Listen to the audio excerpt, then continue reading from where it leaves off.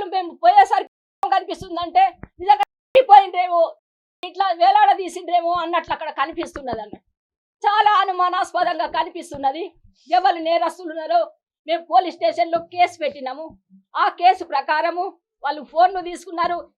Investigation చేసి ఆ నేరస్తునికి కఠిన శిక్ష విధించాలి. ఇంకా ఏ మహిళలు కూడా ఇలాంటి ఒక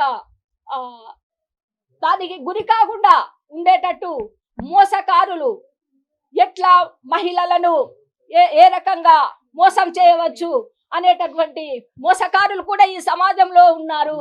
అలాంటి అంటే ఆమె ఎంత ధైర్యం ఉన్నామే, ఆమె ఎంత అంటే నిజంగానే ఆమెను ఇంకా ఏ డోర్ల నుంచి ఎన్ని రోజుల నుంచి ఏమి ప్లాన్లు వేసుకొని ఏమి జరుగుతున్నాయో చాలా అనుమానాస్పదంగా అక్కడ కనిపించింది.